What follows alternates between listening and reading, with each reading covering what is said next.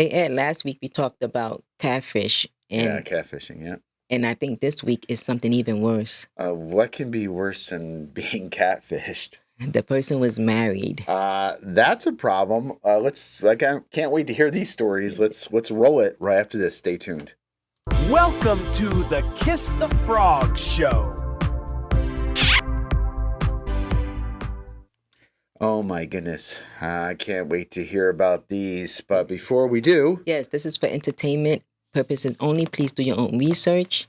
yep, and this is helpful. We call it helpful entertainment, meaning it's all for just for fun. But if you're in the dating scene right now, this could be very helpful information, especially the stories we're going to be talking about today. But Exactly. let's introduce ourselves It's since your we're fairly girl, new. Sharak, And I am Ed, and and we are welcome to the Kiss the Frogs. welcome to Kiss the Frogs. Oh my goodness, some of these stories are unbelievable. And later in the show, we're going to tell you how you can submit your story so we can read it live here as well. But let's get going here. So today's topic is, oops, he's married. And again, we're not picking on man. It could be, oops, she's married, they're married, whatever. Exactly. But the whole thing is that's today's stories. So the first story is called. You ready? Are you ready to roll with this? Come on, let's do it. Are you ready to hear I've these been ready. train wrecks? Get your seatbelts on. I'm telling you. Oh my goodness. For the first one is called The Mysterious Midnight Texter. Oh my goodness. Can you imagine? All right. So let's start with the story number one here. Melissa met Jason on a dating app. He was handsome, polite, and a self-proclaimed entrepreneur, which, as she learned later, is a dating app code for nobody knows what I actually do. That's a true story, right? But his texts were sweet, and their conversations were easy. After a week of chatting, he asked her to dinner. They met at a cozy Italian restaurant. Ooh, sounds good. I'm hungry. Jason was charming, funny, confident, and just the right amount of flirty. He told stories about his travels, his startup, his place on the beach. Melissa thought, finally, a grown man with his life together. But a few things fell off. He never took out his phone or took his phone out, not even once. When it buzzed, he glanced at it quickly, but then, kind of flipped it over. And when she asked what he did on weekends, he said, I like to keep those times for my family. She assumed he meant his parents, but, after dinner, he offered to walk her to her car. As she reached the lot, his phone buzzed again, this time non-stop. She joked, wow, someone's popular. He laughed nervously and said, yeah, my boss is relentless. Just then, a woman's voice shouted, Jason, are you kidding me? Both froze. Out of nowhere, a furious woman stormed across the parking lot, phone in hand, waving it like a sword. This is your business meeting? Melissa's jaw dropped. Say that 10 times fast. Jason turned pale. The woman marched right up to them saying, I told you to stop doing this. We have 2 kids at home. Melissa blinked. Wait, you're married? Jason stammered, it's complicated. The wife shouted, no, it's not complicated. It's marriage, Jason. Good answer. I love that. Mortified, Melissa stepped back and said, okay, wow, this is not on the menu tonight. She handed him his car key. He dropped it in the chaos, turned to his wife and said, ma'am, I'm sorry, I had no idea. Then she left as fast as humanly possible. Later that night, Jason texted her, sorry about earlier. Things are just messy right now. She replied, no worries. I'm sure your wife will help you sort it out. Now, Melissa tells the story with a laugh, saying, he told me he was in a committed relationship. I just didn't know it was legally binding. Wow. But I guess that last line threw me for a loop. He told me he was in a committed relationship. That doesn't make any sense. No, it doesn't. There's some information left out of here. But the bottom line, regardless, she didn't know that he was married. So that's not cool. So let's go back to our thoughts here. So, I don't think that, when you're with somebody and their phone is going off and off and off, that's not necessarily something like this. It's not that. Right. It could be a lot of other things. Yeah, as it could well. be a lot of other things. But, she kind of had a sixth sense on this. What's your thoughts about this whole thing? Like, what do you think from this story that you can pick out to help people, So first of all, you need to ask the right questions.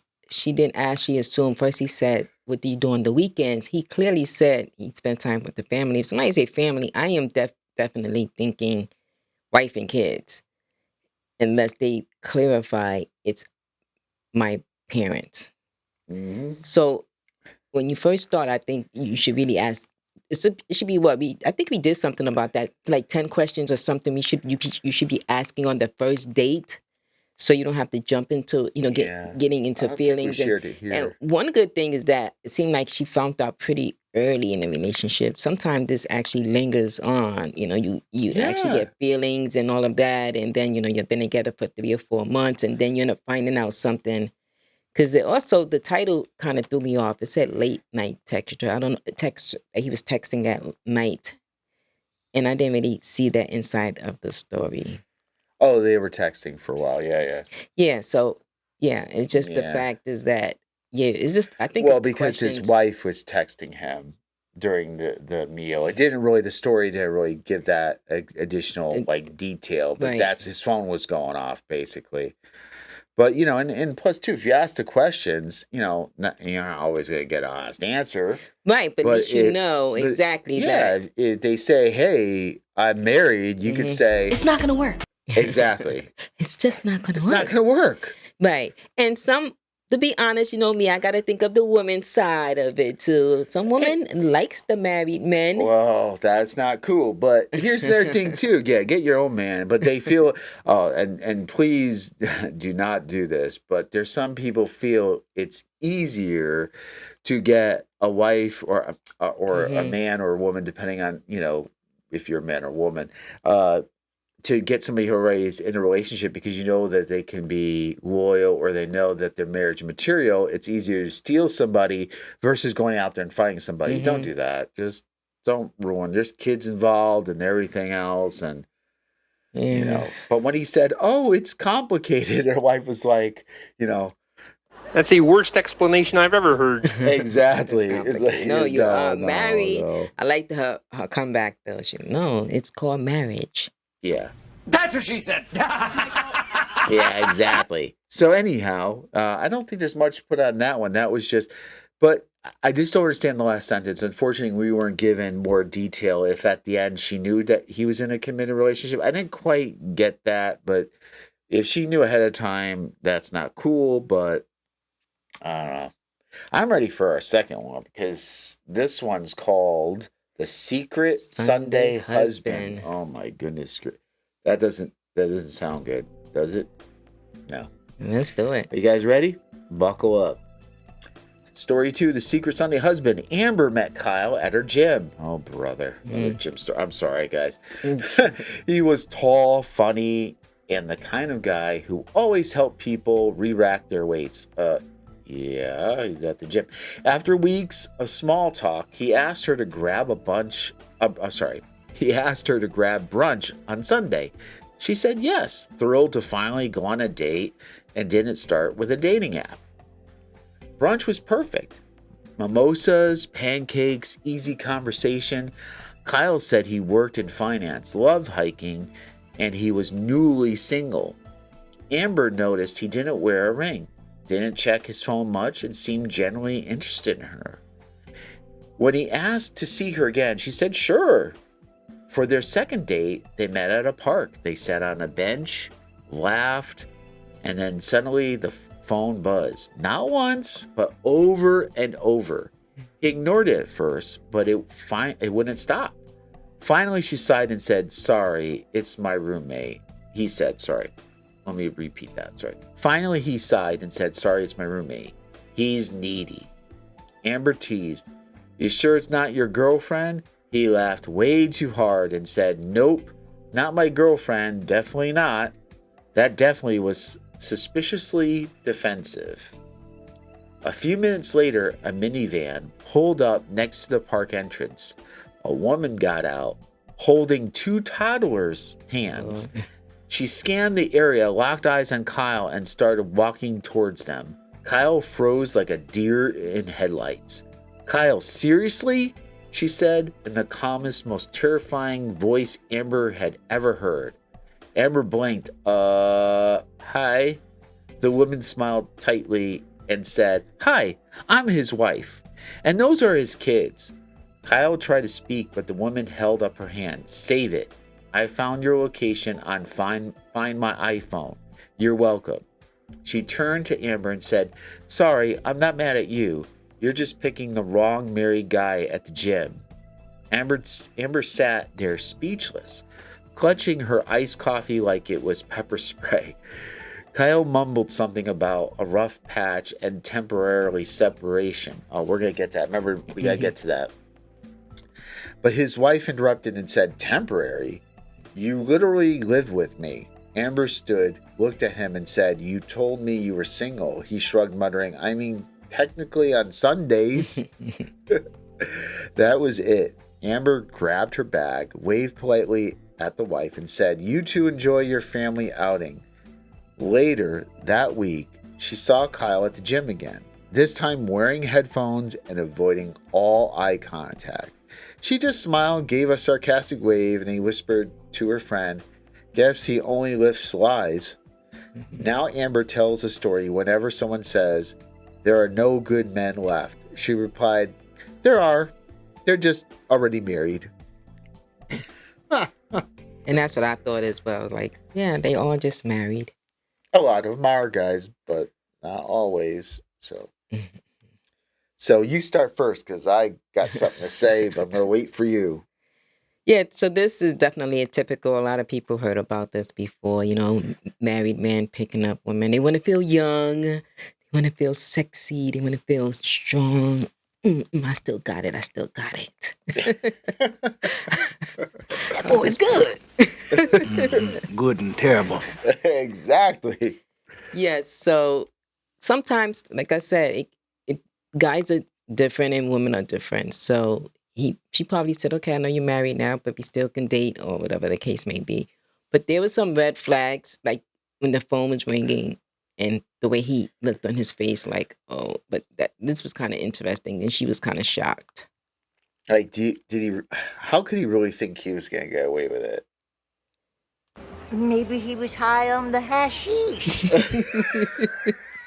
I love that one. I know, I love that Oh one. my god! And she's going in there So like I'm cautiously optimistic. exactly right. So, but the thing of it is this is the main part I want to say to you folks. Maybe I'll save it to the final thoughts. So I'll wait for that key item for final thoughts. But on the other hand, this is why you gotta be careful when people say, "Oh, I'm temporary separated. I'm in a rough patch."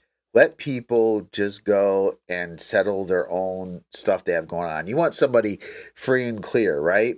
When you go buy a car, buy a house, or whatever, you don't want something that's kind of iffy. You want to be ready to go, pre-approved, ready. You got it, right? You don't want this. But, you could kind of hint that she hasn't gone on a date in a while. She hasn't been on dating apps. She hasn't been tuning into shows like this to get some advice or hear from stories and learn from other people's. Right. We want you to kind of avoid some of this stuff, right? Right. And just to be clear, when you first go on these dates, like me and, you got to filter through these guys. So, I went on plenty of dates, to be honest, just to get a feel of the person. And I know Ed been on plenty of dates. You just got to scan it out. We are not here to tell you, oh, the first date you go on is going to be perfect because you listen to, Kiss the Frog. But Right. we want you to just have some confidence in yourself and also be kind of curious because that's what's going to break it. Just say, don't just ask questions because, people can lie. But now you got to do some research too. Taking your time and being patient. If you have to wait a year, 6 months, whatever, that's longer than a lifetime. Yes, exactly. So you're on a roll. So let's get to your final thoughts, Shirok. Yeah, so this is my final thought is definitely we are here for prevention. of when you do go on a date, just ask those questions. At least you can say you asked, because if you don't ask, the guy's gonna be like, well, you never asked me anyway.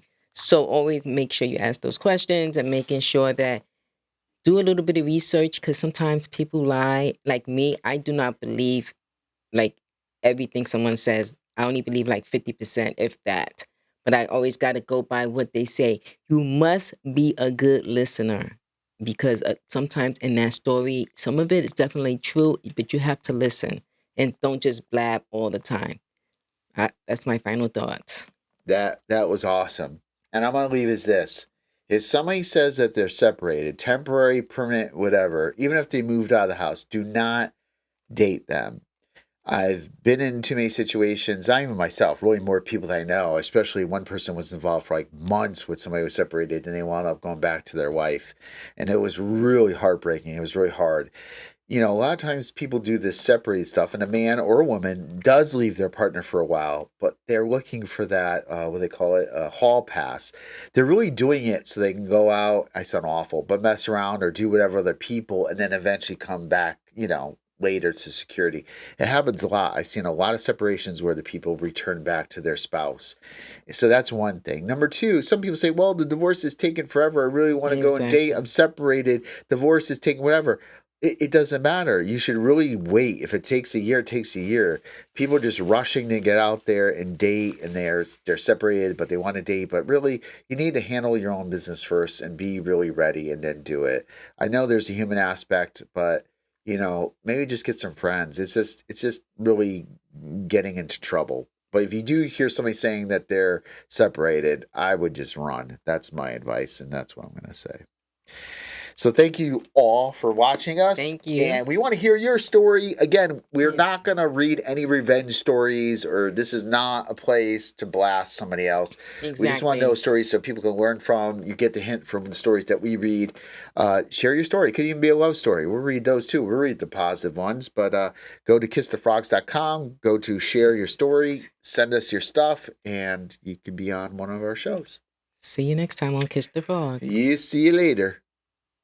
Hope to see you next time on Kiss the Frogs.